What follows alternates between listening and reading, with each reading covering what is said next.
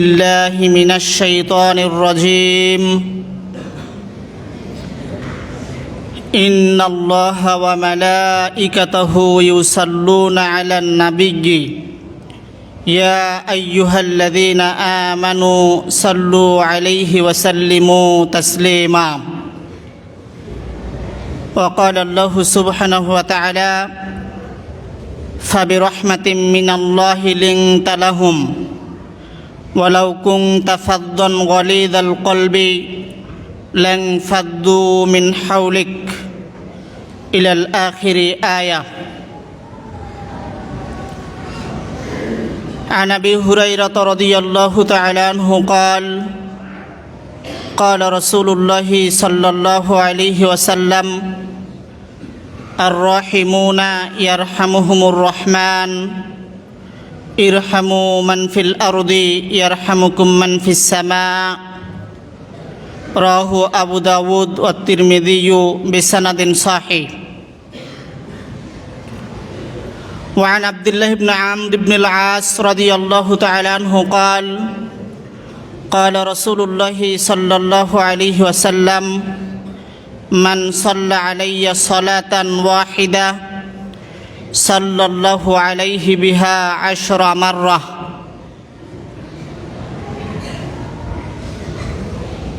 উপস্থিত সম্মানিত মুসল্লিবৃন্দ, সর্বাগ্রে প্রশংসা জ্ঞাপন করছি মহামহিয়ান একচ্ছত্র অধিপতি মহান আল্লাহ সুবহানাহু ওয়া তাআলার দরবারে, যে আল্লাহ সুবহানাহু ওয়া তাআলা আপনাকে আমাকে সুস্থ শরীরে সপ্তাহের শ্রেষ্ঠতম দিন জুমার দিনে পৃথিবীর সর্বশ্রেষ্ঠ স্থান মসজিদে যথাসময়ের পূর্বে উপস্থিত হওয়ার তৌফিক দান করেছেন, সেই মহান রবের দরবারে শুকরিয়া জ্ঞাপনার্থে অন্তরের অন্তঃস্থল থেকে কালিমাত শুকুর আদায় করছি। সকলেই বলি আলহামদুলিল্লাহ।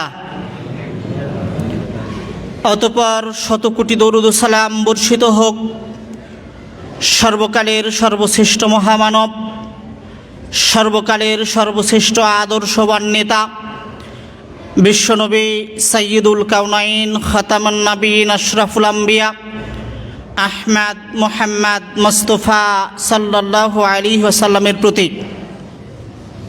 আজকের জুমায় খুব সংক্ষিপ্ত সময়ে আপনাদের সামনে সংক্ষিপ্ত আকারে আলোচনার বিষয়, যে আমলের মাধ্যমে আল্লাহ তাআলার বিশেষ দয়া পাওয়া যায়, যে আমলগুলো করলে আল্লাহ সুবহানাহু ওয়া তাআলার পক্ষ থেকে বিশেষ দয়ার ভাগীদার হওয়া যায়।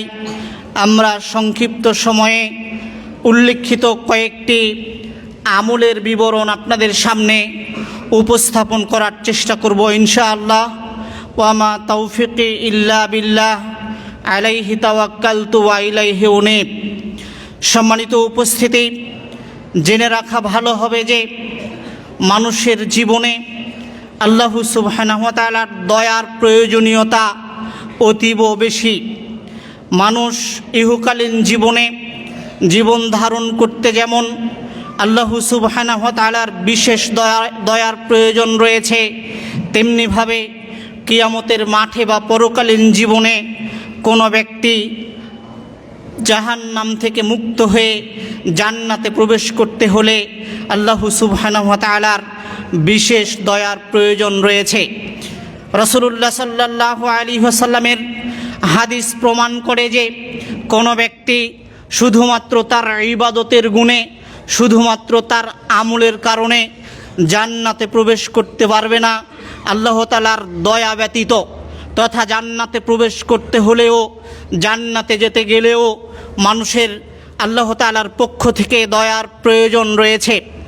সম্মানিত উপস্থিতি, আমার এখানে যত শ্রোতা আজকে সামনে রয়েছেন অধিকাংশ শ্রোতাই হচ্ছে ছাত্র হিসেবে আপনার উপরে যদি আল্লাহ তাআলার দয়া না থাকে তাহলে জ্ঞান অর্জন আপনার জন্য সহজতর সম্ভব নয়, জ্ঞান অর্জন করা আপনার জন্য সম্ভব নয়। অতএব মানুষ হিসেবে আপনার জীবনে আল্লাহ তাআলার দয়ার প্রয়োজন রয়েছে। ছাত্র হিসেবে আপনার জীবনে আল্লাহ তাআলার দয়ার প্রয়োজন রয়েছে। পৃথিবীতে কোনো মানুষ আল্লাহ তাআলার দয়া ব্যতীত 1 মিনিট বেঁচে থাকতে পারে না। পৃথিবীতে কোনো মানুষ আল্লাহ তাআলার দয়া ব্যতীত 1 পা সামনে অগ্রসর করতে পারে না, 1 পা সামনে এগিয়ে দিতে পারে না। মানুষের জীবনের প্রতিটি ক্ষণে ক্ষণে, প্রতিটি মুহূর্তেই আল্লাহ তাআলার দয়ার বিশেষ প্রয়োজন রয়েছে। এমনকি আপনার জীবন ধারণের যতগুলো উপকরণ, আপনার জীবনের টাকা পয়সা, ধন সম্পদ, প্রভাব প্রতিপত্তি, এগুলো আল্লাহ তাআলার বিশেষ দয়া আপনার উপরে। শুনুন, মদিনার গরিব মুহাজির সাহাবীরা রাসূলের নিকটে দৌড়িয়ে এসে বলছেন, আল্লাহর নবী, আমাদের যারা টাকা পয়সাওয়ালা লোক, যারা আমাদের ধনী ব্যক্তি, তারা আমাদের চেয়ে মর্যাদা এবং সম্মানে অনেক উঁচুতে উঠে চলে গেছে। তারা আল্লাহ তাআলার স্থায়ী নিয়ামত ভোগ করছে। আমরা তাদের মতো মর্যাদাবান হতে পারছি না, আমরা তাদের মতো সম্মান অর্জন করতে পারছি না। তারা যেই নিয়ামত ভোগ করছে, আমরা ওই নিয়ামত ভোগ করতে পারছি না। তখন রাসূলুল্লাহ সাল্লাল্লাহু আলাইহি ওয়াসাল্লাম সাহাবীদেরকে জিজ্ঞেস করলেন, কিভাবে ধনী ব্যক্তিরা তোমাদের চেয়ে মর্যাদায় অনেক উপরে উঠে চলে গেল, তোমাদের চেয়ে অনেক মর্যাদাবান, অনেক সম্মানিত হলো? তখন গরিব সাহাবীরা বলছে, আল্লাহর নবী, আমরা যেইভাবে সালাত আদায় করি, ধনীরাও সেইভাবে সালাত আদায় করে। আমরা যেইভাবে সিয়াম পালন করি, তারাও সেইভাবে সিয়াম পালন করে। তবে আল্লাহ তাদের অর্থ সম্পদ প্রদান করেছেন, আল্লাহ তাদের ধন দৌলত দান করেছেন। আর এই ধন দৌলত দিয়ে, টাকা পয়সা দিয়ে তারা আল্লাহর রাস্তায় দান করতে পারে, তারা হজ করতে পারে, তারা উমরা করতে পারে, তারা গোলাম আজাদ করে দিতে পারে। কিন্তু আমরা আল্লাহর রাস্তায় দান করতে পারি না, আমরা হজ করতে পারি না, গোলাম আজাদ করতে পারি না, আমরা উমরা করতে পারি না, আমরা জিহাদের কাজে অর্থ ব্যয় করতে পারি না। তো যেহেতু তারা আমাদের মতোই সালাত আদায় করে, আমাদের মতোই সিয়াম পালন করে, আমরা যেভাবে অন্যান্য নেক আমল করি, তারাও একইভাবে করতে পারে। কিন্তু অর্থ না থাকার কারণে তারা হজ করে, তারা গোলাম আজাদ করে, আল্লাহর রাস্তায় দান করতে পারে, এইটা আমরা করতে পারি না। আর এই আমলের মাধ্যমেই তারা অনেক মর্যাদার দিক থেকে আমাদের চেয়ে অনেক সম্মানিত হয়েছে। তখন রাসূলুল্লাহ সাল্লাল্লাহু আলাইহি ওয়াসাল্লাম গরিব সাহাবীদেরকে বললেন, আচ্ছা, যদি বিষয়টা এমনই হয়, তাহলে শোনো, আমি কি তোমাদেরকে এমন কিছু আমলের কথা বলবো না, যে আমলগুলো করলে ধনীরা তাদের অর্থ সম্পদ দান করে, হজ করে, উমরা করে, গোলাম আজাদ করে যেই নেকি পাবে, তোমরা ওই আমল করলে একই নেকি পাবে? তখন গরিব সাহাবীরা রাসূলের নিকটে বললেন, অবশ্যই আপনি আমাদেরকে এই আমলের কথা জানিয়ে দেবেন।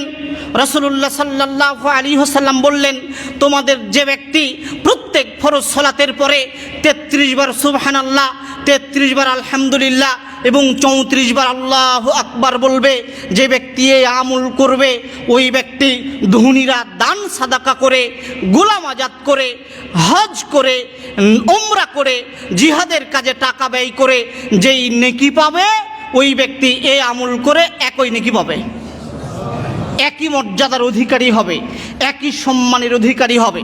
তখন গরিব সাহাবীরা অত্যন্ত আনন্দিত। আচ্ছা, তাহলে এখন আমাদের মাঝে আর ধনীদের মাঝে আমলের কোনো মর্যাদার বা সম্মানের কোনো কম বেশি থাকবে না। তারা অর্থ সম্পদ ব্যয় করে মর্যাদা পাবে, নেকি পাবে, আর আমরা আমল করে নেকি পাবো। গরিব সাহাবীরা এই আমল শুরু করে দিলেন। তারা খুব খুশি। ঘটনাক্রমে রাসূলের এই কথা ধনীদের নিকটেও পৌঁছে যায়। ফলশ্রুতিতে তারাও এই আমল শুরু করে দেয়। গরিবরাও যে আমল শুরু করেছে রাসূলের কাছ থেকে শিখে, গরিবরাও একই আমল শুরু করে দিয়েছে। তখন গরিবরা আবার রাসূলের নিকটে দৌড়িয়ে আসলেন, অভিযোগ নিয়ে আসলেন, আল্লাহর নবী, ঘটনা তো উল্টে গেছে। কি হয়েছে? আপনি আমাদেরকে যে আমল শিখিয়ে দিয়েছেন, ধনীরাও একই আমল শুরু করে দিয়েছে। এরপর পরই তারা তাদের অর্থ সম্পদ ব্যয় করতে পারে। তো এখন তো আমরা আবার তাদের চেয়ে পিছিয়ে গেলাম। তখন রাসূলুল্লাহ সাল্লাল্লাহু আলাইহি ওয়াসাল্লাম বলছেন, ঘটনা যদি এমনটাই হয়, তাহলে যালিকা ফাদলুল্লাহি ইউতিহি মাইয়াশা। আরে শোনো, ধনীদের অর্থ সম্পদ দান করার ক্ষমতা, ধনীদের হজ করার ক্ষমতা, উমরা করার ক্ষমতা তাদের গোলাম আজাদ করে দেওয়ার ক্ষমতা, মানে তাদের যে অর্থ সম্পদ রয়েছে এইটা আল্লাহর পক্ষ থেকে তাদের উপরে বিশেষ দয়া। এ ব্যাপারে আমি মুহাম্মদ সাল্লাল্লাহু আলাইহি ওয়াসাল্লাম আর কিছু করতে পারবো না, এখানে আমার করার কিছু নাই। আপনাকে দেখাচ্ছিলাম যে আপনার জীবনে যে অর্থ সম্পদ, টাকা পয়সা, প্রভাব প্রতিপত্তি, এইটাও আপনার নিজের গুণে উপার্জিত নয়, বরং এটি আপনার উপরে আল্লাহ তাআলার বিশেষ দয়া। সম্মানিত উপস্থিতি, আপনার চলাফেরা, আচার আচরণ, আপনার ভাষা, আপনার নম্রতা, সদ্ব্যবহার, এইটাও আল্লাহ তাআলার পক্ষ থেকে দয়া। আপনি ছাত্র হিসেবে হাজার হাজার ছাত্রের মধ্যে ভালো ছাত্র, আপনি মেধাবী, এইটাও আপনার উপরে আল্লাহ তাআলার বিশেষ দয়া। আল্লাহ তাআলার দয়া ব্যতীত হাজার হাজার ছাত্রের মধ্যে আপনি মেধাবী ছাত্র হতে পারেন না, এটা আল্লাহর উপরে আপনার বিশেষ দয়া। আপনার যে ব্যবহারের নম্রতা, আপনার যে মুখের ভাষা মিষ্টি, আপনার যে সদ্ব্যবহার, এইটাও আপনার উপরে আল্লাহ তাআলার পক্ষ থেকে বিশেষ দয়া। আল্লাহ তাআলার দয়া না থাকলে আপনি মানুষের সাথে ভালো আচরণ করতে পারবেন না, আপনি মানুষের সাথে নম্র কথা বলতে পারবেন না, আপনি মানুষের সাথে সদ্ব্যবহার রক্ষা করতে পারবেন না, আত্মীয়তার সম্পর্ক রক্ষা করতে পারবেন না। দেখেন মহান আল্লাহ সুবহানাহু ওয়া তাআলা তার নবী মুহাম্মদ সাল্লাল্লাহু আলাইহি ওয়াসাল্লামকে বলছেন, ফাবি রাহমাতিন মিনাল্লাহি লিনতা লাহুম, হে নবী মুহাম্মদ সাল্লাল্লাহু আলাইহি ওয়াসাল্লাম, আল্লাহ তাআলার বিশেষ দয়ায় আপনি অত্যন্ত কোমল হৃদয়ের হয়েছেন, আল্লাহ তাআলার বিশেষ দয়ায় আপনি অত্যন্ত নম্র আচরণের হয়েছেন, আল্লাহ তাআলার বিশেষ দয়ায় আপনি অত্যন্ত সদাচরণের হয়েছেন।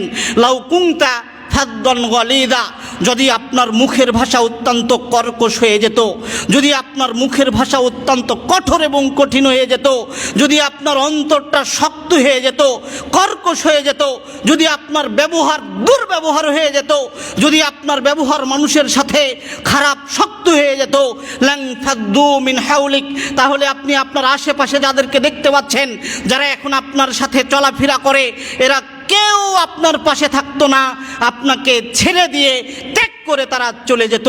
অতএব যেহেতু আপনি আল্লাহর দয়ায়, আল্লাহর অনুগ্রহে আপনি নম্র আচরণের হয়েছেন, ফাফু আনহুম ওয়াস্তাগফির লাহুম, আপনার আশেপাশে যারা রয়েছে আপনি তাদের জন্য, তাদের পাপের জন্য আল্লাহ তাআলার নিকটে ক্ষমা প্রার্থনা করুন, আর তাদেরকে আপনি নিজে ক্ষমা করে দেন। এবং ওয়াশাবিরহুম ফিল আমর, আপনি কোনো কাজ করতে চাইলে আপনি তাদের সাথে পরামর্শ করে করুন। আল্লাহ সুবহানাহু ওয়া তাআলা এইভাবে পবিত্র কোরআন মাজিদে বলেছেন।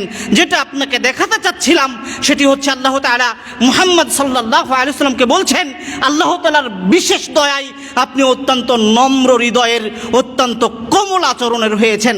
অতএব সম্মানিত ভাই, সম্মানিত মুসল্লিবৃন্দ, আমার সম্মানিত শ্রোতা মণ্ডলী যারা সামনে রয়েছেন, আপনি যে নম্র আচরণের, আপনি যে মানুষের সাথে ভালো কথা বলতে পারেন, হেসে মুখে কথা বলতে পারেন, এইটাও আপনার উপরে আল্লাহ তাআলার বিশেষ দয়া।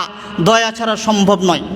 আল্লাহ তাআলার পক্ষ থেকে যদি আপনার উপরে দয়া না থাকে, তাহলে আপনি ছোট একটা বাচ্চাকে ভালোবাসতে পারবেন না। আপনার উপরে যদি আল্লাহ তাআলার বিশেষ দয়া না থাকে, তাহলে আপনি বড় মানুষকে সম্মান করতে পারবেন না। এইটা আল্লাহ তাআলার দয়ার ফলাফল।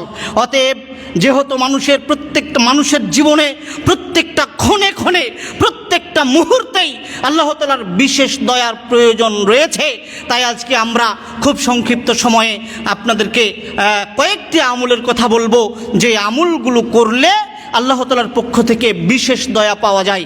জানতে রাজি আছেন তো নাকি ইনশাআল্লাহ? সম্মানিত উপস্থিতি, চলুন, সময় অতীব সংক্ষেপ। আল্লাহ তাআলার পক্ষ থেকে বিশেষ দয়া পাওয়ার এক নাম্বার আমল যেটি, সেটি হচ্ছে ফরজ সলাতের পরে যেই জায়গাতে আপনি সলাত আদায় করেছেন, যেভাবে সলাত আদায় করেছেন, কাতার না ভেঙে, জায়গা পরিবর্তন না করে ওই জায়গাতে ওইভাবেই বসে থাকা। আপনি সলাতের পূর্বে যেভাবে কাতার সোজা করে সলাত শুরু করেছিলেন, সলাত শেষে ইমাম সাহেব দুই দিকে সালাম ফিরানোর পরেও আপনাকে ওই জায়গাতে ওইভাবে বসে থাকতে হবে। তবে এইটা একেবারে আবশ্যক নয়, তবে যদি কেউ বসে থাকে তাহলে আল্লাহর পক্ষ থেকে তার উপরে রহমত বর্ষিত হবে। রাসূলুল্লাহ সাল্লাল্লাহু আলাইহি ওয়াসাল্লামের হাদিস তা প্রমাণ করে। ছাত্র ভাইরা যারা আছেন, এখন আপনারা লেখাপড়া করছেন, আপনাদের পূর্বে এক সময় আমরা লেখাপড়া করতাম। এ ব্যাপারে শেখ মোস্তফা মাদানী হাফিজাহুল্লাহ উস্তাদকে খুব কঠোর পজিশনে, কঠোর অবস্থানে আমি দেখেছি। তিনি ছাত্রদের সলাৎ শেষে একটু সামনে যাওয়া বা একটু পিছনে যাওয়া, একটু ডানে বামে সরে গিয়ে জায়গা পরিবর্তন করে বসাটাকে তিনি অত্যন্ত অপছন্দ করতেন। কেন করতেন তা আজকে আমি বুঝতে পারছি।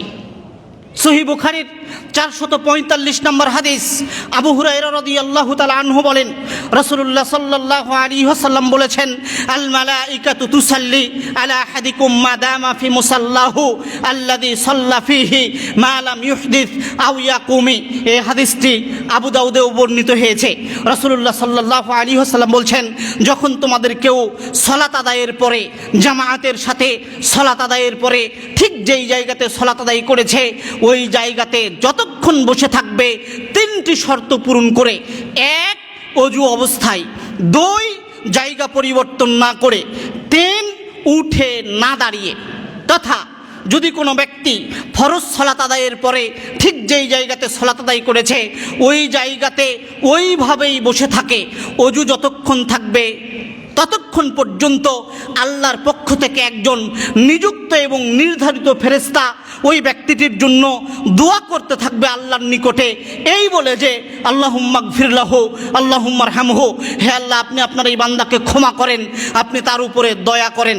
রাসূলুল্লাহ সাল্লাল্লাহু আলাইহি ওয়াসাল্লাম বলেছেন 3টি শর্ত: 1, অজু অবস্থায় বসে থাকতে হবে; 2, যেই জায়গাতে আপনি বসেছিলেন ওই জায়গাতেই বসে থাকতে হবে, জায়গা পরিবর্তন করা যাবে না; 3, উঠে দাঁড়ানো যাবে না। উঠে দাঁড়িয়ে যদি আপনি আবার বসে যান তাহলে ফেরেশতা আর আপনার জন্য দোয়া করবে না। আপনার যদি অজু ভেঙে যায়, অজু ছুটে যায়, তাহলে ফেরেশতা আর আপনার জন্য দোয়া করবে না। আপনি যদি বসে আছেন কিন্তু জায়গা পরিবর্তন করে ফেলেন তাহলে ফেরেশতা আপনার জন্য দোয়া করবে না। অতএব শুনুন, আল্লাহর পক্ষ থেকে দয়া পাওয়ার 1 নম্বর আমল যেটা আপনাকে বলতে চাচ্ছিলাম, অন্তত জামায়াতের সাথে ফরজ সালাত আদায়ের পরে আপনি যেই জায়গাতে সালাত আদায় করেছেন ওই জায়গাতে ওই অবস্থায় জায়গা পরিবর্তন না করে বসে থাকার চেষ্টা করুন। আপনি যতক্ষণ বসে থাকবেন ততক্ষণ আল্লাহর ফেরেশতা আপনার জন্য দোয়া করতেই থাকবে। অজু অবস্থাতে যদি আপনি ওই জায়গাটাতে 5 মিনিট বসে থাকেন তাহলে ফেরেশতা আপনার জন্য 5 মিনিট দোয়া করবে। 10, 15, আধা ঘন্টা, 1 ঘন্টা, 2 ঘন্টা যাবৎ যদি আপনি ওই জায়গাতে ওইভাবেই বসে থাকেন তাহলে ফেরেশতা আপনার জন্য আল্লাহ তাআলার দরবারে 2 ঘন্টা যাবতই এই বলে দোয়া করবে যে আল্লাহুম্মা গফির লাহু আল্লাহুম্মা আরহামহু, হে আল্লাহ আপনি আপনার বান্দাকে ক্ষমা করেন, আপনি তার উপরে দয়া বর্ষণ করেন, আপনি তার উপরে দয়া করেন। ফেরেশতা 2 ঘন্টা যাবত দোয়া করার পরে একটু বলবে না যে আমি অনেকক্ষণ পর্যন্ত দোয়া করলাম, ক্লান্ত হয়ে গেলাম, আর দোয়া করতে পারবো না, এই কথা ফেরেশতা বলবে না। অতএব আপনি আমি মানুষ, আপনি আমি একটু সামান্য বিপদে পড়লেই আমরা আরেকজন মানুষের নিকটে গিয়ে দোয়ার আপনার প্রার্থনাকারী হই বা দোয়া চাই, ভাই আমার জন্য একটু দোয়া করবেন, আল্লাহ যেন আমার উপরে একটু দয়া করেন।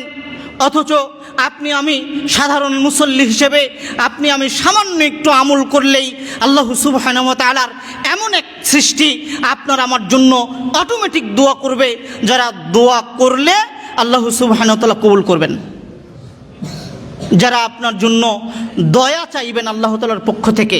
আর তারা যদি আল্লাহর নিকটে আপনার জন্য দয়া চান তাহলে আল্লাহ সুবহানাহু ওয়া তাআলা আপনার উপরে দয়া বর্ষণ করবেন তথা তিনি তাদের দোয়াকে কবুল করবেন।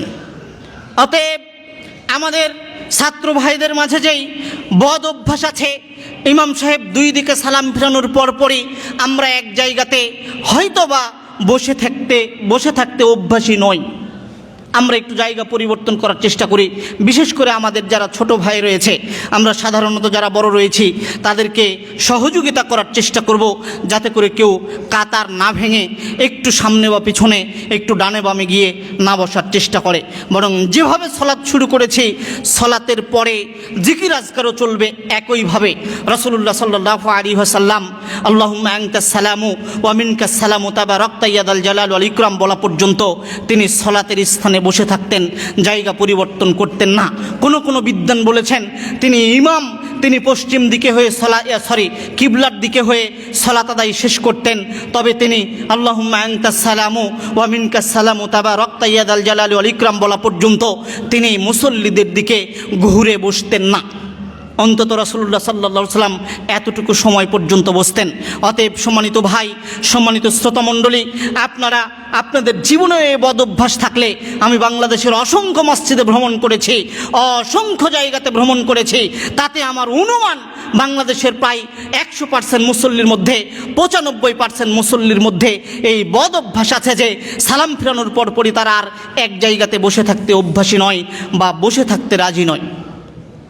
অথচ ওই জায়গাতে বসে থাকলে তার জীবনে একটা বিরাট লাভ রয়েছে, যা রাসূলুল্লাহ সাল্লাল্লাহু আলাইহি ওয়াসাল্লাম থেকে আপনার সামনে আমি উপস্থাপন করলাম।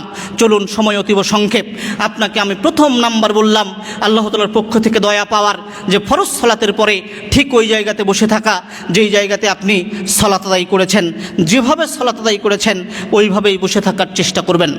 2, আল্লাহ তাআলার পক্ষ থেকে বিশেষ দয়ার ভাগীদার হওয়ার 2 নম্বর আমল হচ্ছে রাসূলুল্লাহ সাল্লাল্লাহু আলাইহি ওয়াসাল্লামের উপরে বেশি বেশি দরুদ পাঠ করা। রাসূলের উপরে যে ব্যক্তি যত দরুদ পাঠ করবে আল্লাহ সুবহানাহু ওয়া তাআলা প্রত্যেক দরুদ সমপরিমাণ ওই ব্যক্তির উপরে 10 বার করে রহমত নাজিল করবেন।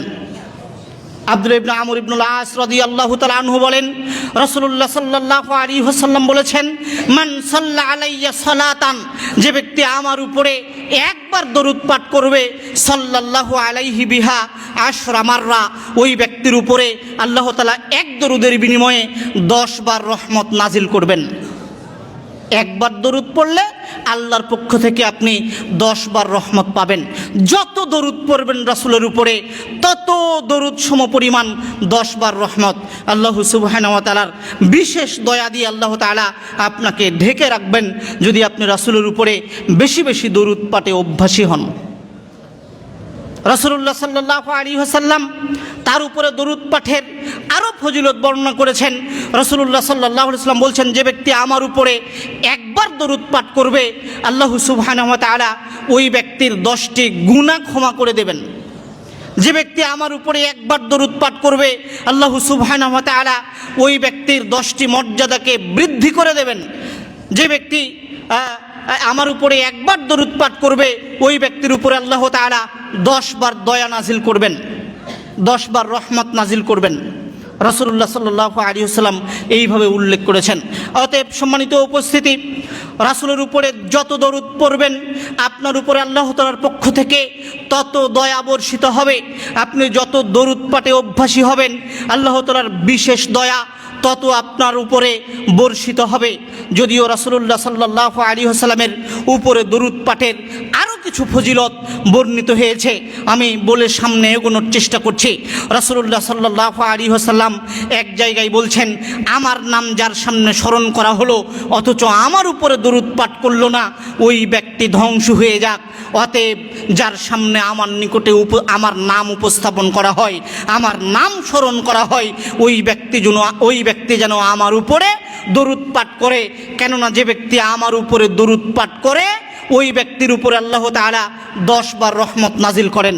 রাসূলুল্লাহ সাল্লাল্লাহু আলাইহি ওয়াসাল্লাম বলেছেন, মানুষ তার জীবনে যত দোয়া করে কুল্লু দুআইন মাহজুবুন, প্রত্যেক দোয়া কবুল হওয়ার ব্যাপারে বাধাগ্রস্ত হয়ে থাকে। হাত্তা ইউসাল্লিয়া আলান নবী সাল্লাল্লাহু আলাইহি ওয়াসাল্লাম, রাসূল সাল্লাল্লাহু আলাইহি ওয়াসাল্লামের উপরে দরুদ পড়ার পূর্ব পর্যন্ত। তথা কোনো ব্যক্তি যদি কোনো দোয়া আল্লাহ তাআলার নিকটে করে থাকে তাহলে তার ওই দোয়াকে কবুল করা হয় না, কবুল হতে বাধাগ্রস্ত হয়ে যায় রাসূলের উপরে দরুদ পড়ার আগ পর্যন্ত। কোনো ব্যক্তি দোয়া করার পরে যদি রাসূলের উপরে দরুদ পাঠ করে তাহলে ওই দোয়াটি আল্লাহ তাআলার নিকটে কবুল হওয়ার শতভাগ সম্ভাবনা থাকে। ওই দোয়া কবুল হওয়ার সম্ভাবনা অনেক অনেক গুণে বেড়ে যায়। রাসূলুল্লাহ সাল্লাল্লাহু আলাইহি ওয়াসাল্লাম বলেছেন, ইন্নাদ দুআ মাওকুফুন বাইনাস সামাই ওয়াল আরদ, নিশ্চয় মানুষের করা প্রত্যেকটা দোয়া আসমান এবং জমিনের মাঝামাঝিতে ঝুলন্ত অবস্থায় রেখে দেওয়া হয়। যদি মানুষ রাসূলের উপরে দরুদ পাঠ করে তাহলে ওই দোয়া উপরের দিকে উঠে চলে যায় তথা আল্লাহ তাআলা কবুল করে থাকেন। আর যদি মানুষ আল্লাহ তাআলা রাসূলের উপরে দরুদ পাঠ না করে তাহলে ওই দোয়া নিচের দিকে চলে আসে তথা ওই দোয়াকে প্রত্যাখ্যান করা হয়, ওই দোয়ার কবুল হয় না। সম্মানিত উপস্থিতি, রাসূলুল্লাহ সাল্লাল্লাহু আলাইহি ওয়াসাল্লামের উপরে দরুদ পাঠের বিশেষ কয়েকটি ফজিলত আপনার সামনে বর্ণনা করলাম। তার প্রথম ফজিলত হচ্ছে আপনি রাসূলের উপরে যত দরুদ পাঠ করবেন আপনি প্রত্যেক দরুদ পরিমাণে আল্লাহ তাআলার পক্ষ থেকে 10টি দয়ার ভাগীদার হবেন তথা আল্লাহ তাআলার পক্ষ থেকে দয়া পাওয়ার দ্বিতীয় আমল আপনার নিকটে আমি বললাম রাসূলের উপরে দরুদ পাঠ করা। সম্মানিত আমার শ্রোতামণ্ডলী ভাই, পর্দার অন্তরালে মা এবং বোন, আমার সামনে উপবিষ্ট আমার স্নেহের ছাত্র ভাইয়েরা, আপনাদের জীবনে আপনারা যেই নেক আমলগুলো করেন, আপনারা যেই জিকির আজকার তাসবিহ তাহলিলগুলো করেন, এই তাসবিহ তাহলিলগুলোর সাথে সাথে আপনার জীবনে রাসূলের উপরে দরুদ পাঠের একটা অভ্যাস রাখতে হবে। বেশি বেশি রাসূলের উপরে দরুদ পাঠের অভ্যাস রাখতে হবে। কেননা রাসূলুল্লাহ সাল্লাল্লাহু আলাইহি ওয়াসাল্লামের হাদিস প্রমাণ করে যে ব্যক্তি তার জীবনে চায় যে সে যেই দোয়াই করুক না কেন ওই দোয়া কবুল হয়ে যাক, তাহলে সে যেন রাসূলের উপরে বেশি বেশি দরুদ পাঠের অভ্যাস রাখে। সম্মানিত উপস্থিতি, রাসূলের উপরে দরুদ পাঠ অন্যান্য স্বাভাবিক আপনার তাসবিহ তাহলিলের মতোই করতে পারবেন। রাসূলের উপরে দরুদ পাঠের নির্দিষ্ট কোনো সময়, নির্দিষ্ট কোনো আনুষ্ঠানিকতা, নির্দিষ্ট কোনো পন্থা নেই। তবে রাসূলের উপরে যে কোনো সময় দরুদ পাঠ করা যায়, যে কোনো দিনে দরুদ পাঠ করা যায়, যে কোনো অবস্থাতে দরুদ পাঠ করা যায়। তবে রাসূলুল্লাহ সাল্লাল্লাহু আলাইহি ওয়াসাল্লামের পক্ষ থেকে দরুদ পাঠের বিশেষ একটা দিন নির্ধারিত আছে, তা হচ্ছে পবিত্র জুমার দিন তথা শুক্রবারের দিন, যেই দিনটি আপনি অতিবাহিত করছেন। আমি জানি না আপনি কতবার আজকে দরুদ পড়তে পেরেছেন, কিন্তু রাসূলুল্লাহ সাল্লাল্লাহু আলাইহি ওয়াসাল্লাম জুমার দিনকে সর্বশ্রেষ্ঠ দিন ঘোষণা দেওয়ার পরে, উল্লেখ করার পরে মানুষকে এই জুমার দিনে বেশি বেশি দরুদ পাঠের ব্যাপারে তিনি আদেশ করেছেন। আউস ইবনে আউস রাদিয়াল্লাহু তাআলা আনহু বলেন, রাসূলুল্লাহ সাল্লাল্লাহু আলাইহি ওয়াসাল্লাম বলেছেন, ইন্না মিন আফদালি আইয়ামিকুম ইয়াউমাল জুমআ, পৃথিবীর মানুষ মনে রেখো তোমাদের যেই দিনগুলো রয়েছে, যেই দিনগুলোতে সূর্য উদিত হয় তথা প্রত্যেক দিনেই সূর্য উদিত হয়, তারপরেও রাসূলুল্লাহ সাল্লাল্লাহু আলাইহি ওয়াসাল্লাম বলছেন যে তোমাদের দিনসমূহের মধ্যে সবচেয়ে শ্রেষ্ঠ, সবচেয়ে উত্তম, আল্লাহ তাআলার নিকটে পছন্দনীয় দিন হচ্ছে জুমার দিন। ফিহি খুলিকা আদম, এই দিনে আদমকে সৃষ্টি করা হয়েছে। ওয়া ফিহি কুবিজা, এই দিনে আদম মৃত্যুবরণ করেছেন। ওয়া ফিহি নাফখা, এই দিনে ইসরাফিল সিংহায় ফুৎকার দেবেন। ওয়া ফিহি সাকা, এই দিনে আপনার হচ্ছে কিয়ামতের পূর্বে যেই বিকট শব্দ শুরু হবে জুমার দিন তথা শুক্রবার থেকে শুরু হবে। অতএব যেহেতু জুমার দিন গুরুত্বপূর্ণ দিন, যেহেতু জুমার দিনে গুরুত্বপূর্ণ কাজ সংগঠিত হয়েছে, অতএব ফাকসিরু আলাইয়া মিনাস সালাতি ফিহি, তোমরা এই দিনে আমার উপরে বেশি বেশি দরুদ পাঠ করো। ফাইন্না সালাতাকা মা'রুজাতুন আলাইয়া, কেননা তোমরা যেই দরুদগুলো পাঠ করো, তোমাদের পাঠকৃত দরুদগুলো আমার সামনে উপস্থাপন করা হয়, আমার নিকটে পৌঁছে দেওয়া হয়। এই যে আপনার উম্মত আপনার উপরে দরুদ পাঠ করেছে, কিভাবে পৌঁছে দেওয়া হয় সেটা আল্লাহ তাআলা ভালো জানেন। রাসূলুল্লাহ সাল্লাল্লাহু আলাইহি ওয়াসাল্লাম বলেছেন, পৃথিবীর মানুষ জুমার দিনে আমার উপরে বেশি বেশি দরুদ পাঠ করো, তোমাদের পাঠকৃত দরুদগুলোকে আমার নিকটে উপস্থাপন করা হয়ে থাকে। অতএব সম্মানিত উপস্থিতি, আপনাকে আমি বলছিলাম আপনার জীবনে দরুদ পাঠের একটা বিশেষ অভ্যাস রাখতে হবে। আপনি শনি থেকে বৃহস্পতি প্রতিদিনই দরুদ পাঠ করবেন। শনি থেকে বৃহস্পতি যত পরিমাণে দরুদ পাঠে আপনি অভ্যাসী থাকেন, জুমার দিনে তার চেয়ে বেশি দরুদ পাঠে আপনাকে অভ্যাসী হতে হবে। রাসূলুল্লাহ সাল্লাল্লাহু আলাইহি ওয়াসাল্লাম আপনাকে আদেশ করেছেন, জুমার দিন গুরুত্বপূর্ণ দিন, জুমার দিনকে আপনাকে বিশেষ কিছু আমলের মাধ্যমে মূল্যায়ন করতে হবে। জুমার দিনে বিশেষ যতগুলো আমল রয়েছে তার মধ্যে একটা গুরুত্বপূর্ণ আমল হচ্ছে বেশি বেশি রাসূলের উপরে দরুদ পাঠ করা। মনে রাখবেন, বৃহস্পতিবার সন্ধ্যা থেকে নিয়ে দরুদ পাঠ শুরু হবে, তথা বৃহস্পতিবার আপনার সূর্য ডুবলেই, সন্ধ্যা হলেই শুক্রবার শুরু হয়ে যাচ্ছে। বুঝতে পারছেন আমার কথা? বৃহস্পতিবার সন্ধ্যা হলেই, মাগরিব হয়ে গেলেই শুক্রবার শুরু। এখন বৃহস্পতিবার মাগরিব থেকে নিয়ে শুক্রবার মাগরিব হওয়ার পূর্ব পর্যন্ত আপনার অন্তরের সাথে একটা প্রতিযোগিতা চলবে যে আমি আজকের দিনে কত বেশি রাসূলের উপরে দরুদ পাঠ করতে পারি। যে যত বেশি দরুদ পাঠ করতে পারবে, প্রত্যেক দরুদ সমপরিমাণ কয়টা রহমত? 10টা। প্রত্যেক দরুদ সমপরিমাণ 10 বার রহমত। আপনি যত দরুদ পাঠ করবেন আল্লাহ সুবহানাহু ওয়া তাআলার তত বেশি দয়ার আপনি ভাগীদার হবেন। দরুদ পাঠের বিশেষ দিন কোনটি? শুক্রবার। 2-1 বার হয়েছে কি? আপনারা যারা আছেন 2-1 বার পড়তে পেরেছেন? অভ্যাস রাখার চেষ্টা করবেন। জুমার দিনে সূরাতুল কাহাফ আপনি তিলাওয়াত করেন আমি জানি, কিন্তু দরুদ পাঠের অভ্যাস আপনার আছে কি না এইটা আমার অজানা। আমি আপনার নিকটে দাওয়াত দিয়ে যাই, অন্তত আপনি জুমার দিনে বেশি বেশি রাসূলের উপরে দরুদ পাঠ করার চেষ্টা করবেন। আল্লাহ সুবহানাহু ওয়া তাআলা আমাদের সকলকে তৌফিক দান করুন। আল্লাহুম্মা আমিন। ওয়া আখিরু দাওয়ানা আনিল হামদুলিল্লাহি রাব্বিল আলামিন।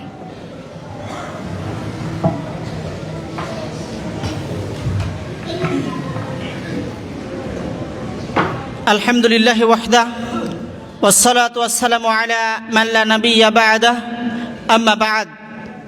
সম্মানিত উপস্থিতি, জুমার খুতবার দ্বিতীয় অংশে আপনার নিকটে আমি আল্লাহ সুবহানাহু ওয়া তাআলার দয়া পাওয়ার তৃতীয় যে আমল সেটি উপস্থাপন করার চেষ্টা করব, তথা আল্লাহ তাআলার পক্ষ থেকে দয়া পাওয়ার 3 নম্বর আমল হচ্ছে সৃষ্টির প্রতি দয়া করা।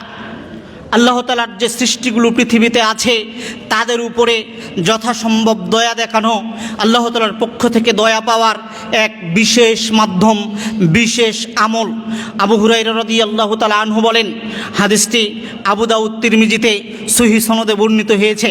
রাসূলুল্লাহ সাল্লাল্লাহু আলাইহি ওয়াসাল্লাম বলছেন, আর রহিমুনা ইয়ারহামুহুমুর রহমান, নিশ্চয় দয়াবানের পক্ষ থেকে দয়াকারীরাই বিশেষ দয়ার ভাগীদার হয়ে থাকে, তথা আল্লাহ সুবহানাহু ওয়া তাআলা নিজে দয়াময়, তিনি দয়াকারী।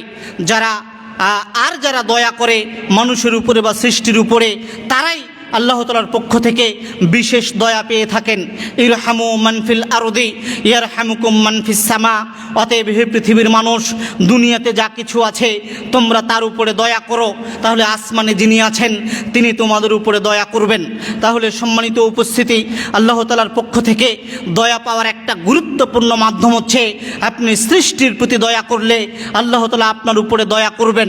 আপনি সৃষ্টির প্রতি দয়া না করলে আল্লাহ তাআলা আপনার উপরে দয়া করবেন না। যদিও রাসূলুল্লাহ সাল্লাল্লাহু আলাইহি ওয়াসাল্লামের হাদিস অন্য জায়গায় এইভাবে প্রমাণ করে যে, এইভাবে বর্ণিত হয়েছে যে, যতক্ষণ বান্দা তার ভাইয়ের সাহায্যে থাকবে ততক্ষণ আল্লাহ ওই বান্দার সাহায্যে থাকেন।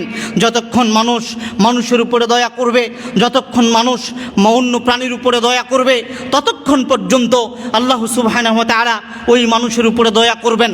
মানুষের উপরে যদি কেউ দয়া দেখাতে না পারে, তাহলে আল্লাহ তাআলা ওই ব্যক্তির উপরে, ওই মানুষের উপরে দয়া দেখাবেন না।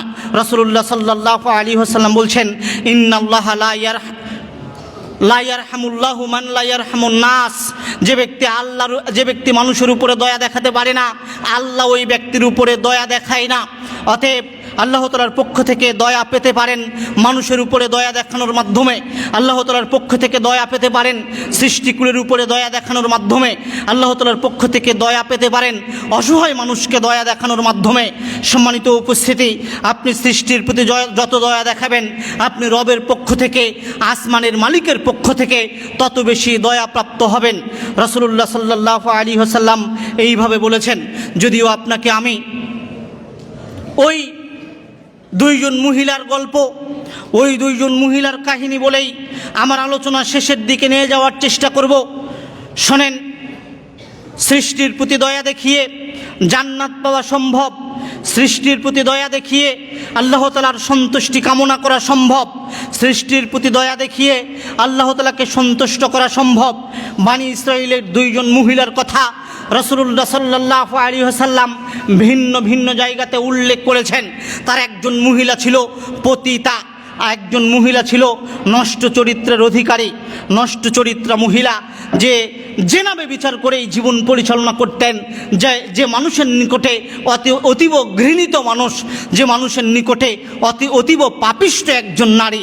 অথচ এই নারী একদিন দেখলেন যে একটা কূপের পাশে একটা কুকুর তৃষ্ণার যন্ত্রণায় ছটপট করছিল, তার জিহ্বাকে বের করে দিচ্ছিল। এই মহিলা বুঝতে পারলেন এই কুকুর হচ্ছে অত্যন্ত পিপাসিত বা অত্যন্ত পানির পিপাসা লেগেছে, এরকম সে বুঝতে পারলেন। তখন তিনি কি করলেন, তার পা থেকে মোজা খুলে ওই মোজাটাকে ওড়নায় পেঁচিয়ে তিনি কূপে নামিয়ে মুজাতে করে যে পরিমাণ পানি উঠল এই পরিমাণ পানি কুকুরকে পান করিয়ে তিনি কুকুরের তৃষ্ণা মিটিয়ে দিলেন। আল্লাহ সুবহানাহু ওয়া তাআলা এই মহিলার তথা এই পতিতা মহিলার এই কাজে এত পরিমাণে সন্তুষ্ট হয়েছেন। আল্লাহ সুবহানাহু ওয়া তাআলা সৃষ্টির প্রতি দয়া করায় এত পরিমাণে সন্তুষ্ট হয়েছেন, ওই ব্যক্তির উপরে এত পরিমাণে রাজি খুশি হয়েছেন যে আল্লাহ সুবহানাহু ওয়া তাআলা তার জীবনের সব পাপগুলোকে ক্ষমা করে দিয়েছেন, মার্জনা করে দিয়েছেন। ক্ষমা করেছেন মানে কি? তাকে জান্নাত দিবেন আল্লাহ সুবহানাহু ওয়া তাআলা, তাকে জান্নাতি হিসেবে স্বীকৃতি প্রদান করেছেন। একজন পতিতা, একজন নষ্টা মহিলা যার জীবন দাঁড়িয়ে আছে নষ্টামির উপরে, এইরকম একজন মহিলাকে আল্লাহ সুবহানাহু ওয়া তাআলা ক্ষমা করে দিয়েছেন, জান্নাতের ভাগীদার করেছেন। কিসের মাধ্যমে? সৃষ্টির প্রতি দয়া করার মাধ্যমে। আরেকজন মহিলা বনি ইসরাইলের যুগের অত্যন্ত আবেদা, অনেক ইবাদত করতেন আল্লাহ সুবহানাহু ওয়া তাআলার। এইরকম একজন নারী একদা একটা ক্ষুধার্ত বিড়ালকে একটা ঘরে আবদ্ধ রেখেছিলেন। আবদ্ধ রেখে যেহেতু বিড়ালটি ক্ষুধার্ত, তাকে তিনি খেতেও দেননি আবার ছেড়েও দেননি। ছেড়ে দিলে বিড়ালটি নিজের খাবার নিজে সংগ্রহ করে ক্ষুধা মিটাতে পারতেন, জীবন ধারণ করতে পারতেন। কিন্তু এই মহিলা ওই বিড়ালটিকে একটা ঘরে আবদ্ধ রাখে, যার কারণে বিড়ালটি খাদ্যের অভাবে ক্ষুধার যন্ত্রণায় মারা যায়। আল্লাহ সুবহানাহু ওয়া তাআলা এই মহিলার জীবনের যাবতীয় নেক আমলকে নষ্ট করে দিয়ে তাকে জাহান্নামী হিসেবে রাসূলুল্লাহ সাল্লাল্লাহু আলাইহি ওয়াসাল্লাম বলছেন ওই মহিলা জাহান্নামে প্রবেশ করেছে, জাহান্নামে চলে গেছে একটা বিড়ালের কারণে। দেখেন, আপনাকে আমি দেখাচ্ছিলাম যে আপনি দয়া পেতে পারেন সৃষ্টির প্রতি দয়া করার মাধ্যমে। আপনি আল্লাহ তাআলার দয়া পেতে পারেন, আল্লাহ তাআলার সন্তুষ্টি পেতে পারেন আপনি সৃষ্টির প্রতি দয়া দেখানোর মাধ্যমে। সৃষ্টির প্রতি যত দয়া দেখাবেন আল্লাহ তাআলা আপনার উপরে তত দয়া বর্ষণ করবেন। সম্মানিত ছাত্র ভাই, আপনি যেই রুমে থাকেন ওই রুমে একটা ছোট বাচ্চা, এতিম বাচ্চা থাকে। আপনার দয়া দেখানোর সবচেয়ে অগ্রগামী ওই এতিম বাচ্চাটা। আপনি যে এরিয়াতে ঘোরাফেরা করছেন এই এরিয়াতে শত শত এতিম বাচ্চা ঘোরাফেরা করছে। আপনি আপনার পক্ষ থেকে সাধ্য অনুযায়ী ওই ব্যক্তিগুলোকে, ওই বাচ্চাগুলোকে একটু দয়া করার চেষ্টা করেন। আপনার আশেপাশে যে জীবজন্তুগুলো বসবাস করছে আপনি সাধ্য অনুযায়ী এই প্রাণীগুলোর উপরে দয়া দেখাতে বাধ্য। রাসূলুল্লাহ সাল্লাল্লাহু আলাইহি ওয়াসাল্লাম সৃষ্টির প্রতি দয়া দেখানোর মাধ্যমে জান্নাত হয় এইটা প্রমাণ করেছেন। এই জন্য রাসূলুল্লাহ সাল্লাল্লাহু আলাইহি ওয়াসাল্লাম যে কোনো প্রাণীর উপরে তিনি দয়া করতে ছাড়তেন না, দয়া দেখাতেন। যেই পশুটিকে তিনি জবেহ করতে নিয়ে গেছেন ওই পশুটির উপরেও তিনি দয়াবান ছিলেন। কিভাবে? তিনি যেই ছুরি দিয়ে জবেহ করবেন ওই ছুরিটাকে তিনি জবেহের পূর্বে ধারালো করে নিতেন, যাতে করে জবেহের সময় পশুটা খুব বেশি কষ্ট না পায়। এইটাই তার উপরে দয়া। আপনি একটা বিষাক্ত প্রাণীকে মেরে ফেলবেন, সাপকে মারবেন, তার উপরে দয়া হচ্ছে যত দ্রুত সম্ভব আপনি তাকে মেরে ফেলেন। আপনি এখন একটা বাড়ি দিলেন, আর কিছুক্ষণ পরে আবার একটা বাড়ি দিবেন, আঘাত করবেন, মানে তাকে তিলে তিলে মারবেন। এইটা তার প্রতি দয়ার বিপরীত। আপনি তাকে দয়া দেখাতে পারলেন না। একটা কুকুর, ক্ষতিকর কুকুরকে আপনি মেরে ফেলতে পারেন, তবে যত দ্রুত তাকে আঘাত করে মেরে ফেলা যায় তত তার উপরে দয়া দেখানোর প্রমাণ বহন করে। আপনি তাকে তিলে তিলে মারতে পারেন না, বিষাক্ত জিনিস খাইয়ে মারতে পারেন না, আপনি তাকে আগুনে পুড়ে মারতে পারেন না। এইটা তার উপরে সৃষ্টির প্রতি দয়া দেখানোর বিপরীত। অতএব আমি আজকে সংক্ষিপ্ত সময়ে বিস্তারিত বলার সময়ও নাই, সুযোগও নাই। সম্মানিত উপস্থিতি, এখন আপনার উপরে সংক্ষিপ্ত কথা যেটা বলতে চাই যে আপনার আশেপাশে যেই প্রাণীগুলো রয়েছে, যে মানুষ রয়েছে, তাদের উপরে আপনি যথাসাধ্য যথাসম্ভব দয়া দেখানোর চেষ্টা করেন। আপনি যদি সৃষ্টির প্রতি দয়া করেন তাহলে আসমানে যিনি আছেন আল্লাহ তাআলা আপনার উপরে দয়া করবেন। আমাদের দেশে চলছে নির্দয়তার ছড়াছড়ি, আমাদের দেশে চলছে অমানসিকতার ছড়াছড়ি। আপনারা এখন সোশ্যাল মিডিয়া দেখলে বুঝতে পারবেন, কয়েকদিন আগে একজন নারী 8টি কুকুরের ছানাকে বস্তাবন্দি করে পানিতে ডুবিয়ে মেরে ফেলেছেন। এটা একদম নির্দয়তা, অমানসিকতা, অমানবিকতা, মানুষহীন। একজন নারী একটা কুকুরকে একটা খাঁচায় বন্দি করে আগুনে পুড়ে বিড়ালকে আগুনে পুড়ে ওই প্রাণীকে মেরে ফেলেছেন। অথচ আল্লাহ সুবহানাহু ওয়া তাআলা প্রাণীর উপরে দয়া দেখাতে বলেছেন, মানুষের উপরে দয়া দেখাতে বলেছেন, অসহায় মানুষের উপরে দয়া দেখাতে বলেছেন। যে ব্যক্তি মানুষের উপরে অন্যান্য প্রাণীর উপরে দয়া করে আল্লাহ ওই ব্যক্তির উপরে দয়া বর্ষণ করেন। যে মানুষের উপরে দয়া করে না আল্লাহ তার উপরে দয়া বর্ষণ করবেন না। অতএব আজকের সংক্ষিপ্ত আলোচনায় আপনাকে আমি বলতে চাচ্ছিলাম যে আমলগুলো করলে আল্লাহ সুবহানাহু ওয়া তাআলার পক্ষ থেকে বিশেষ দয়ার ভাগীদার হওয়া যায়। আপনি ছাত্র হিসেবে আল্লাহর দয়া ব্যতীত আপনি আপনার জীবনে কৃতকার্য হতে পারেন না, আপনি মেধাবী হতে পারেন না। আপনার যে মেধা এইটা আল্লাহর পক্ষ থেকে বিশেষ দয়া, এইটা আপনাকে মনে রাখতে হবে। অতএব এই মেধা যেন স্থায়ী থাকে, এই মেধা দিয়ে যেন আপনি উপকার পান, এই জন্য হলেও আল্লাহ তাআলার বিশেষ দয়া আপনাকে কামনা করতে হবে, বিশেষ দয়া আপনাকে অর্জন করতে হবে। অতএব আজকে যেই আল্লাহ তাআলার পক্ষ থেকে দয়া পাওয়ার 3টি আমলের কথা বললাম, 1 ফরজ সালাতের পরে ঠিক যেই জায়গাতে আপনি সালাত আদায় করেছেন ওই জায়গাতে সময় নিয়ে বসে থাকা। 2 রাসূল সাল্লাল্লাহু আলাইহি ওয়াসাল্লামের উপরে বেশি বেশি দরুদ পাঠ করা, বিশেষ করে জুমার দিনে যেন আপনার জীবনে একটা অভ্যাস থাকে দরুদ পাঠের প্রতিযোগিতা। আর 3 সৃষ্টির প্রতি দয়া করা। আল্লাহ সুবহানাহু ওয়া তাআলা আজকের এই আলোচনা অনুযায়ী আমাদের জীবনকে আপনার পরিচালনা করার তৌফিক দান করুন। আমাদের আলোচনা অনুযায়ী আমাদের জীবনে এগুলোকে বাস্তবায়ন করার তৌফিক দান করুন। আল্লাহুম্মা আমিন। রব্বানা আতিনা ফিদ দুনিয়া হাসানাতাও ওয়া ফিল আখিরাতি হাসানাতাও ওয়া কিনা আযাবান নার। রব্বিগফিরলি ওয়া লিওয়ালিদাইয়া ওয়া লিল মুমিনিনা ইয়াওমা ইয়াকুমুল হিসাব। রব্বিরহামহুমা কামা রব্বায়ানি সগীরা। রব্বিরহামহুমা কামা রব্বায়ানি সগীরা। আল্লাহুম্মা ইন্নী আসআলুকাল হুদা ওয়াত তুকা ওয়াল আফাফা ওয়াল গিনা। আল্লাহুম্মা ইন্নী আসআলুকা ইলমান নাফিআ ওয়া রিজকান তাইয়্যিবা ওয়া আমালান মুতাকাব্বালা। সুবহানা রাব্বিকা রাব্বিল ইজ্জাতি আম্মা ইয়াসিফুন ওয়া সালামুন আলাল মুরসালিন। সম্মানিত উপস্থিতি, আপনাদের নিকটে আমি যে আলোচনাগুলো করলাম যে বিশেষ দয়া পাওয়ার মাধ্যম, তার মধ্যে একটি সৃষ্টির প্রতি দয়া দেখানো। আপনি বাহিরের মানুষ, আপনি আমাদের এতিম বাচ্চাদেরকে কিভাবে দয়া করতে পারেন। সম্মানিত উপস্থিতি, এতিম বাচ্চারা এখানে প্রায় 100+ এতিম বাচ্চা রয়েছে যারা পরিচালিত হয় আপনাদের অর্থের অনুদানে বা অর্থের মাধ্যমে। আপনি কাছে এসে তাদের প্রতি দয়া না করতে পারলেও অন্তত তাদের ফান্ড যেন সমৃদ্ধ থাকে, তারা যেন সব সময় সহযোগিতা পায়, প্রতিষ্ঠান যেন তাদেরকে নির্বিঘ্নে প্রতিপালন করতে পারে।